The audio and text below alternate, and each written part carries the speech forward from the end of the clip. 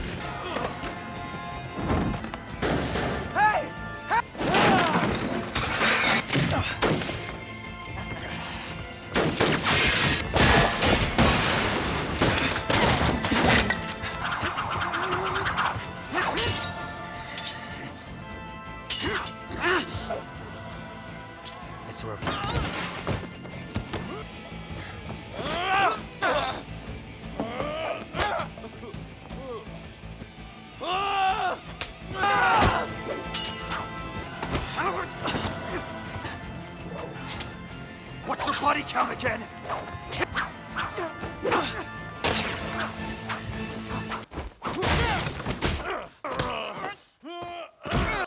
The thing about brawling is...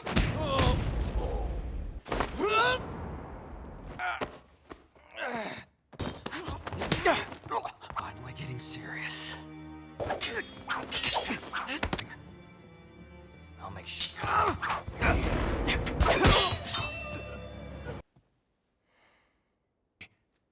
On the floor and beg for... Strip yourselves down to nothing!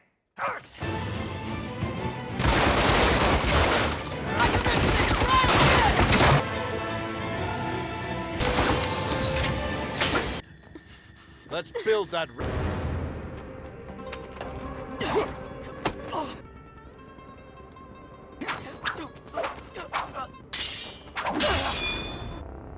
Couldn't see the loop back. Kenshin!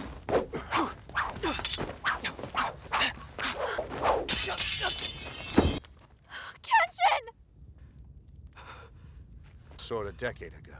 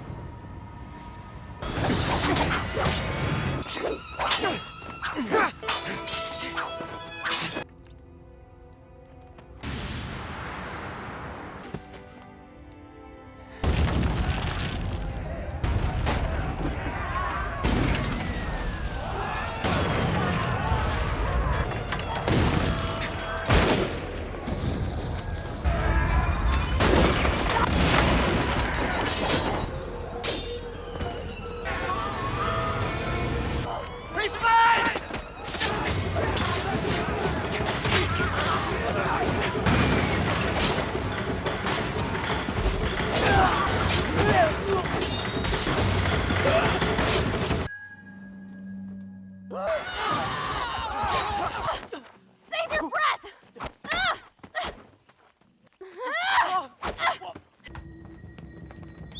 Come on, hurry, miss! Wait, move! Battousai? Stop him! There's only one of him!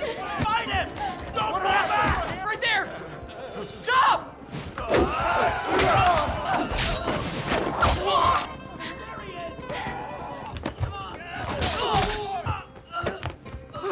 Of the vulnerability, I focus my very painful.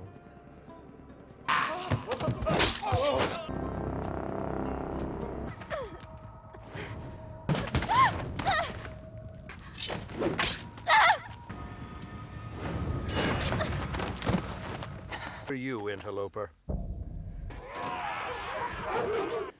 We're here to take this training gentleman, and he's willing to pay. Saying, this was my father's. I could never So high and mighty. You Battousai. Give up already. Yahiko! Son of samurai! People who bully the weak. He's only a child! Too weak. Wielding the sword to save lives. Lives with a sword. How naive. Taking a life. That is... Ideal. Woo!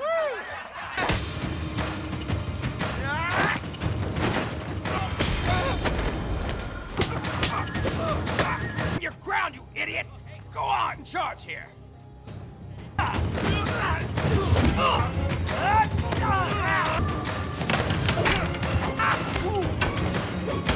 Are you saying...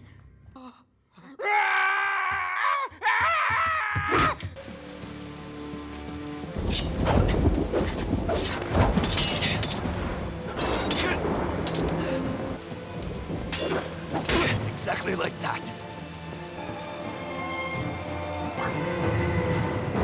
It's enough!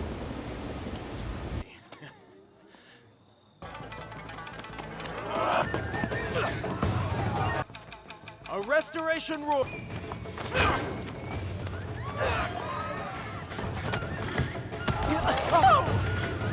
Coming through!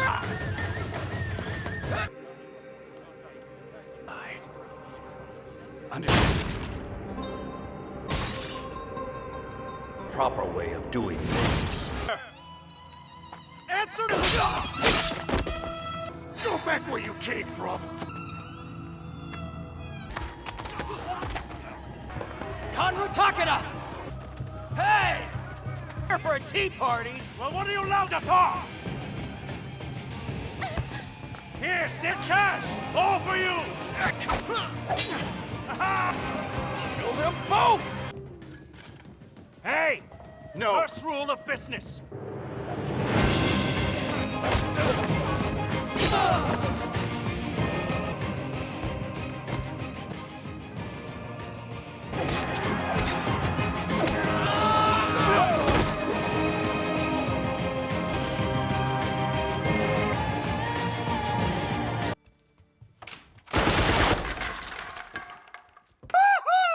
That felt nice! Smoke. Yes, sir. Sanosuke! Get a minute. Ah! You're the one who's shooting this place full. Here to kill him. I'll help. Thank you. All day! That monster of a Let's gun's go! our own. Let's see how skilled you really are! Give up! I surrender! Whoa, whoa!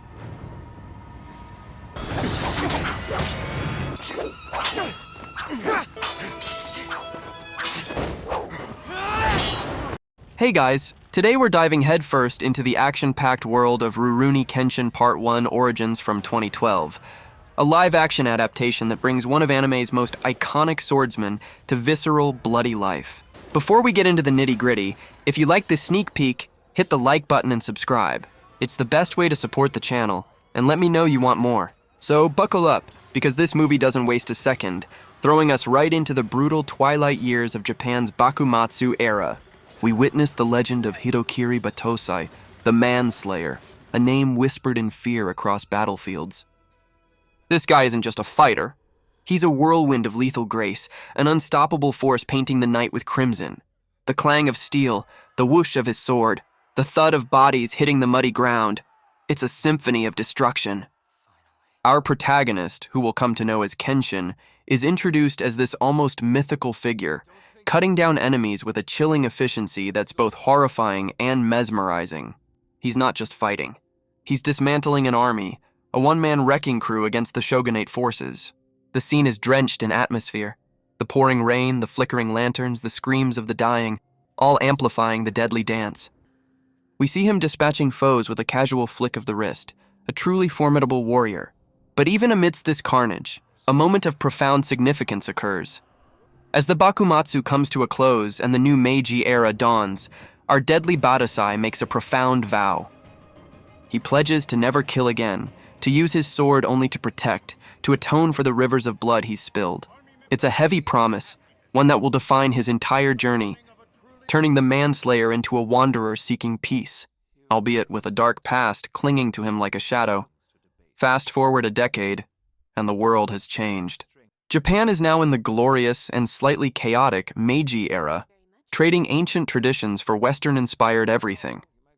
Our former assassin, Himura Kenshin, is now a humble wanderer, rocking that iconic scar and a much more peaceful demeanor. He's traded his deadly katana for a sakabato, a reverse blade sword where the cutting edge is on the inside of the curve, making it a defensive weapon, theoretically impossible to kill with. It's a nice little visual metaphor for his new life, isn't it? Like, hey, I'm still super dangerous, but also, I pinky promise I won't accidentally slice you in half anymore. He drifts through life, a silent observer carrying the weight of his past but determined to uphold his vow. The cityscapes are a riot of color and activity, a stark contrast to the battlefields of his youth.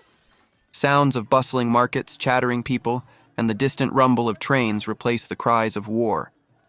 It's a sensory feast, indicating a new, albeit still volatile, era. Then, our path crosses with Kamiya Kaoru, the spirited and somewhat feisty proprietor of the Kamiya Kashinryu dojo.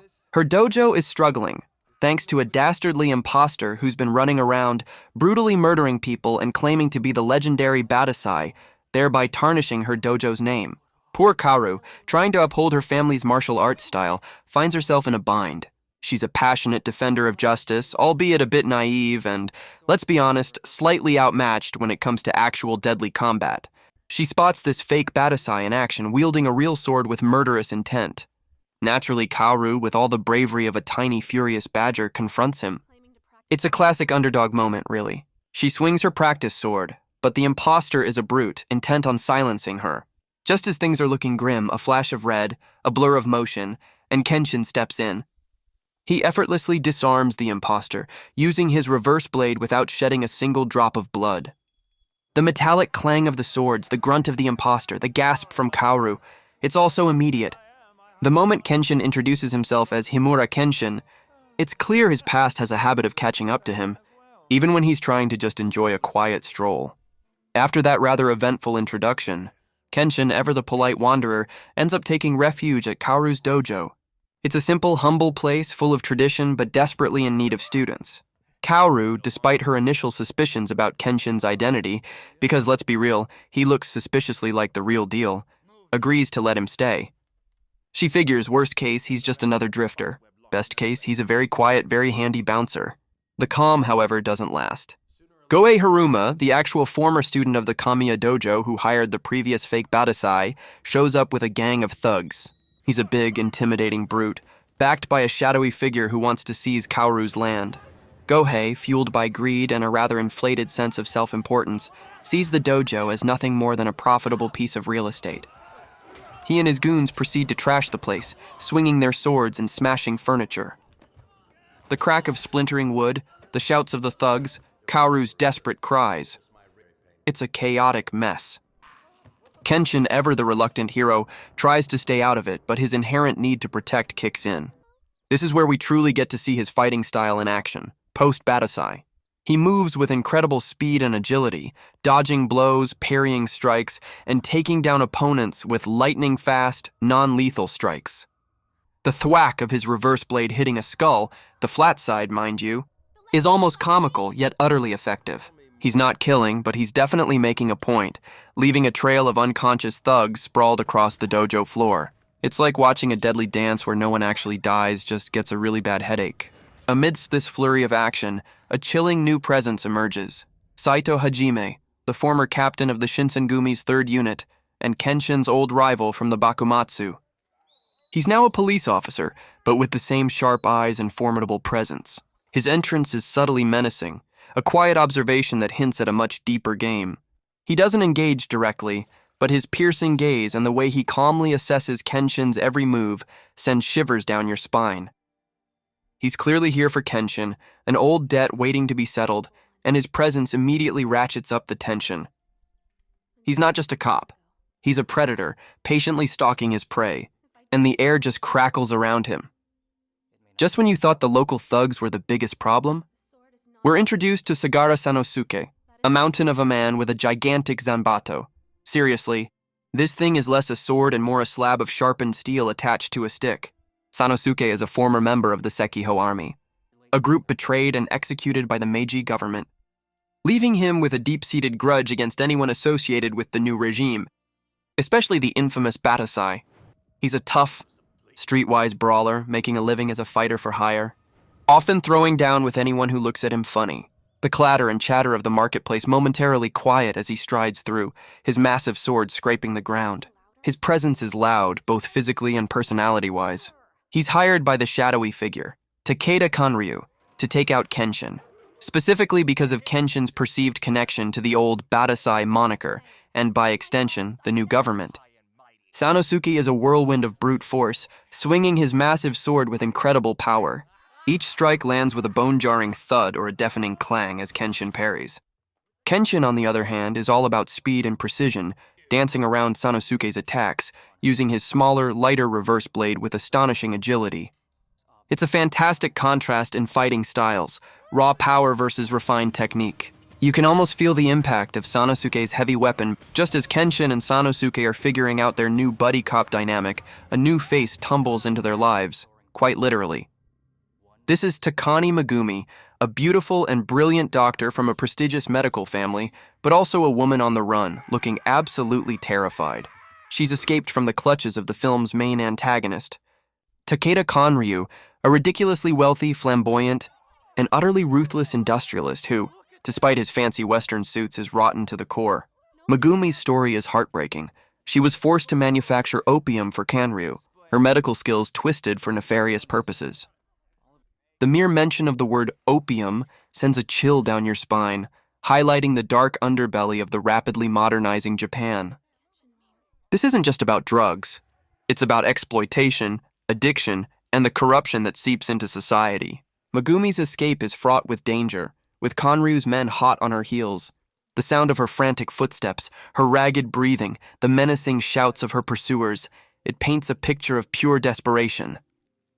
She seeks refuge at the Kamiya dojo, finding an unlikely sanctuary with Kenshin, Kaoru, and Yahiko. Her presence brings a new layer of danger and urgency to their lives, turning their small, peaceful dojo into a focal point of Kanryu's wrath. Kanryu himself is a delight of villainy.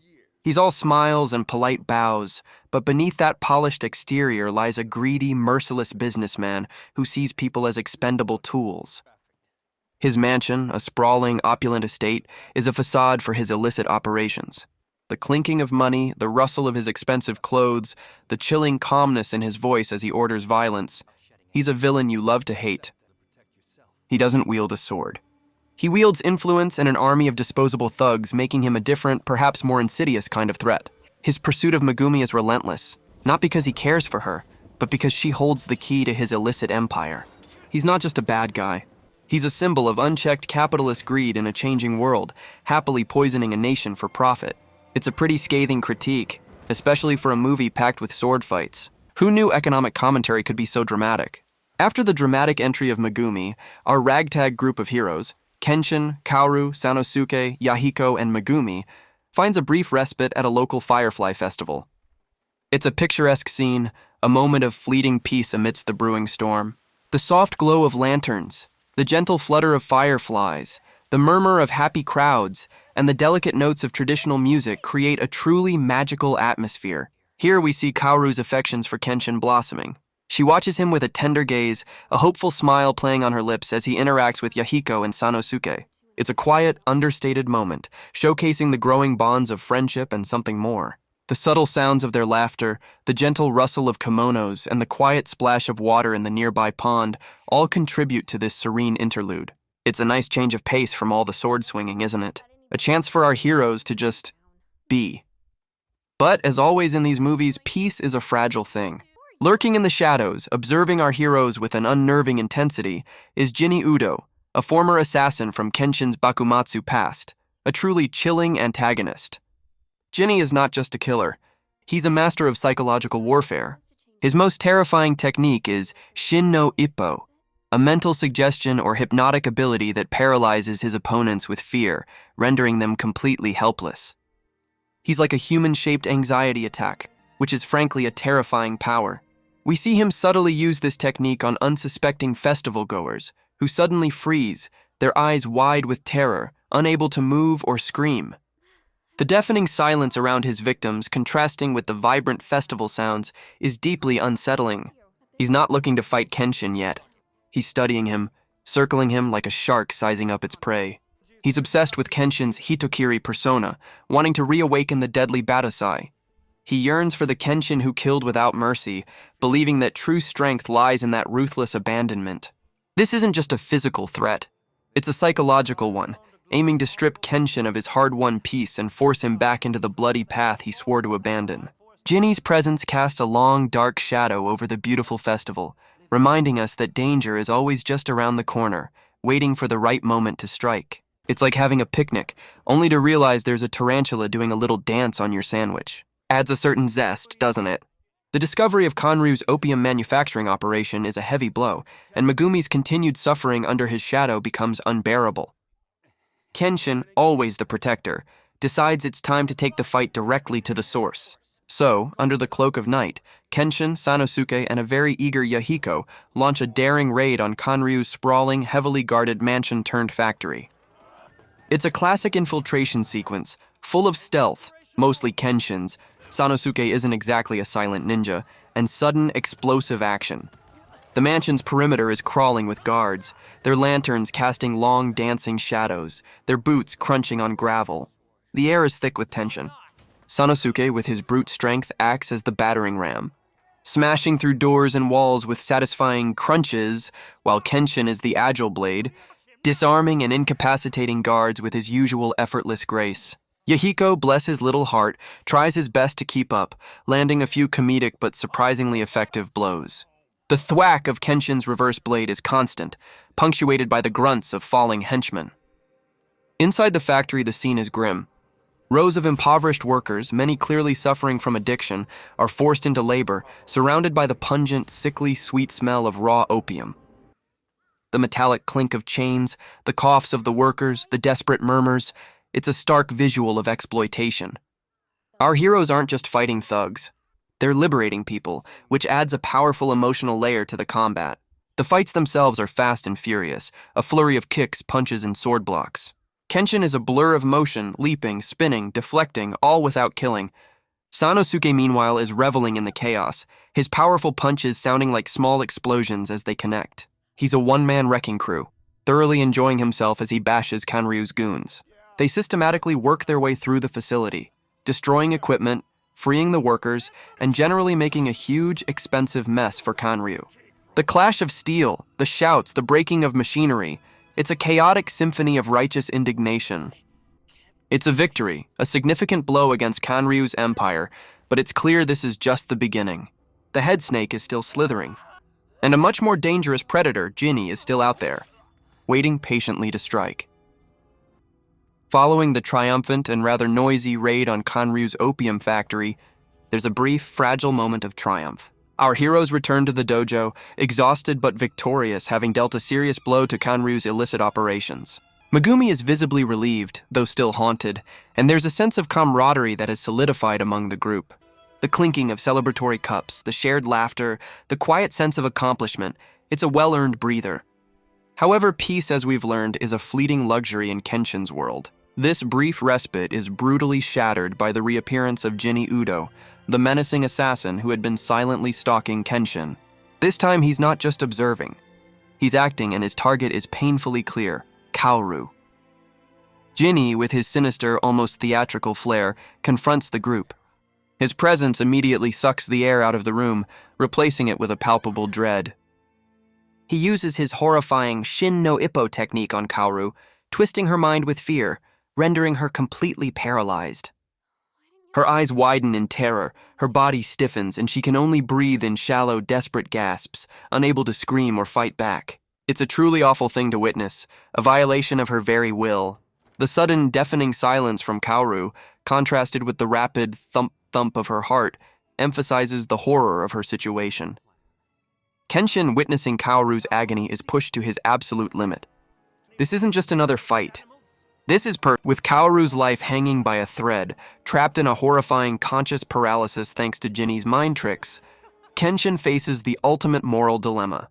His vow, his decade-long penance, his very identity as a protector without killing, all crumble in the face of Kaoru's imminent demise. Jin-e's chilling challenge echoes in his ears, a siren call to his bloody past. The silence in Kenshin's mind is deafening, filled only with the image of Kaoru's terror-stricken face. This isn't just about saving a friend.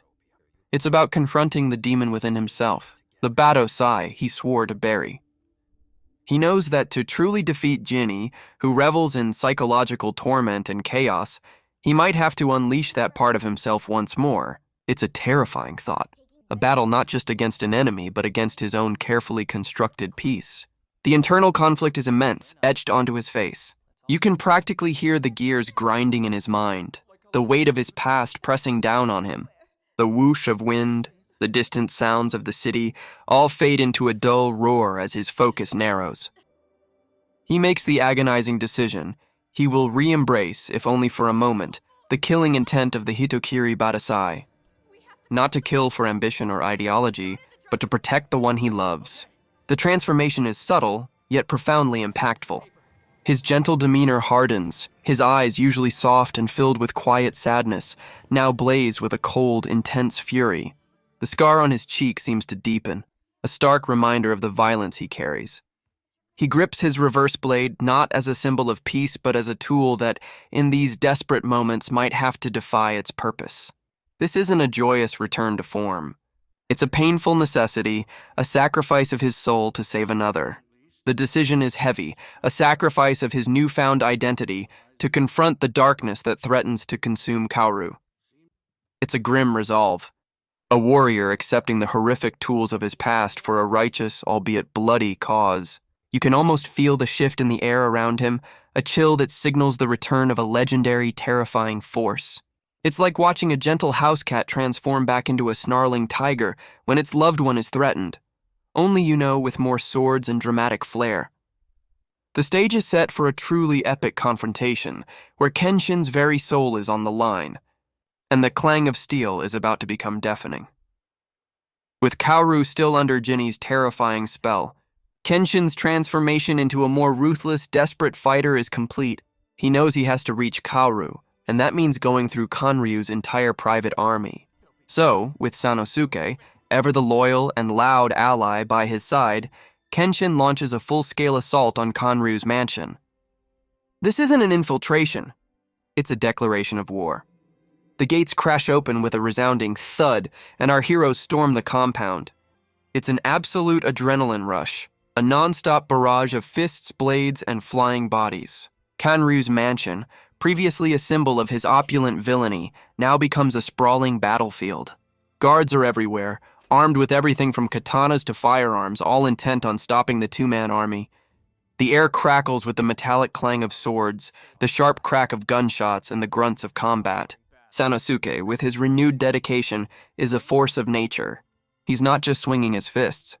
He's fighting with a raw, primal energy, fueled by his friendship with Kenshin and his disdain for villains like Kanryu.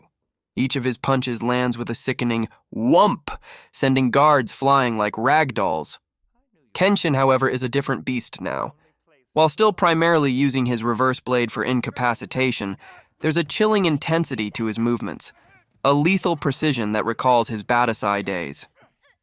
He moves like a specter, appearing and disappearing in blurs of speed, his sword a silver flash. The whoosh of his blade is faster, the thwack of impact more decisive. He's cutting down foes with an efficiency that borders on terrifying, dancing through the chaos with unparalleled grace. The mansion's interior becomes a maze of corridors and rooms, each one presenting a new challenge. Our heroes encounter Kanryu's elite guard, including the imposing Gain, a master of explosives and traps, and the formidable Inui, a powerful martial artist. The fights are diverse and thrilling, showcasing Kenshin's adaptability and Sanosuke's sheer power. Explosions rip through the air with deafening booms, masonry crumbles, and the opulent decorations are systematically dismantled as the battle rages. It's chaos, pure and exhilarating, as our heroes cut a path of destruction straight to where Jin-e and Kaoru are waiting. The frantic pace, the relentless attacks, the sheer number of enemies, it's all designed to wear Kenshin down, but his resolve, fueled by his love for Kaoru, remains unshakable. He's a man on a mission, and nothing, not an army nor a literal ninja, is going to stop him. It's like watching a very angry, very skilled person clear out a particularly annoying pop-up ad. Only, with more property damage, and here we are. Folks, the main event, the moment we've all been waiting for. The fated showdown between Himura Kenshin and Jin-e Udo. This isn't just a sword fight. It's a clash of ideologies, a battle for Kenshin's very soul, and a desperate race against time to save Kaoru. Jin-e, with Kaoru still helplessly trapped in his paralyzing Shin no Ippo, revels in the confrontation, eager to face the true Hitokiri Battousai. Kenshin, his face a mask of grim determination, has fully committed to unleashing the lethal force required. The arena for their duel is a shattered grand hall within Kanryu's mansion, glass scattered everywhere, pillars broken, testament to the preceding chaos. The air is thick with tension, punctuated only by their breathing and the occasional drip of water. Jin-e is a formidable opponent, not just with his sword, but with his mind. He's fast, brutal, and utterly without mercy. The clang of their swords is deafening, each strike carrying immense weight and intent. Jin-e's style is aggressive, aiming to kill, while Kenshin, though tapping into his Battousai instincts, still struggles with his vow. He's pushing past his limits, his movements a blur, each parry and dodge a testament to his unmatched skill. The whoosh of their blades cutting through the air, the rhythmic clang, clang, clang of steel on steel fills the space. Jin-e attempts to use Shin no Ippo on Kenshin, trying to paralyze him with fear. But Kenshin, fueled by his love for Kaoru, manages to resist its full effect, pushing through the mental torment. It's a grueling internal and external battle. We see flashbacks to Kenshin's past, quick, violent flashes of his days as the Manslayer, reminding us of the immense power he holds back. He's struggling, visibly grunting with effort, trying to find a way to defeat Jin-e without reverting completely to his old self. The fight is incredibly choreographed, showcasing incredible agility and raw power from both sides. Kenshin lands powerful blows, but Jin-e is resilient, almost enjoying the pain. The pace is relentless, a whirlwind of strikes and blocks, each one capable of ending the fight. Finally, Kenshin, pushed to the absolute edge, unleashes a technique he hasn't used in years, a lethal move designed to end battles swiftly and decisively. It's a moment of terrifying beauty, a flash of his true dormant power. The final sheeing of his blade, a decisive strike, incapacitates Jin-e, freeing Kaoru from her terrifying trance. Her gasp as she slowly regains control is a powerful moment of release. Kenshin collapses, exhausted, the weight of his actions heavy on his shoulders, but Kaoru is safe. It's a victory, but a costly one, forcing Kenshin to dance with his past demons one more time. It's like winning the lottery, but then realizing you have to pay taxes on it. Still good, but with a lingering sense of dread. Relief and resolution. Kanryu, exposed for his illicit opium trade and general villainy, is carted off by the police, leaving his mansion in ruins. It's a satisfying conclusion for a truly despicable character, and a reminder that greed, even in a fancy suit, often leads to a messy end. Megumi, finally free from her torment, makes a poignant decision. Instead of returning to her family's prestigious medical lineage, she chooses to stay and help the poor and sick in the city, using her skills for good rather than for profit or force. It's a beautiful moment of redemption and agency for her character, showcasing her strength and compassion. The gentle rustle of her traditional doctor's robes, the soft murmurs of gratitude from her first patients. It's a quiet testament to her new purpose. Her journey from terrified prisoner to compassionate healer is one of the film's most heartwarming arcs. As for our main man, Kenshin, the fight with Jin-e has left him shaken but resolute. He realizes that even though he had to tap into his darker past, his core vow remains. He didn't kill, and he saved Kaoru. His path is still one of protection, but now it's rooted in a family he's found. He chooses to stay at the Kamiya dojo, not as a temporary guest, but as a permanent fixture. It's a powerful moment when he gently, almost hesitantly removes his hat, signaling his intention to truly belong. The quiet creak of the dojo's wooden floor under his feet, the warm sunlight filtering through the windows, the soft sounds of daily life. It all speaks of peace found. The once empty dojo now feels like a vibrant home, filled with the warmth of friendship and love. Kaoru, Sanosuke, Yahiko, and Megumi all stand together, a quirky, unconventional family forged through shared battles and mutual respect. The final scenes show them living their new lives, Kenshin still a wanderer in spirit, but anchored by the love and companionship he's found. It's a hopeful, heartwarming conclusion, a testament to the power of atonement, friendship, and finding your place in a world still struggling to find its own. It's like finding all the missing pieces of your favorite jigsaw puzzle, and then realizing the picture is even better than you imagined.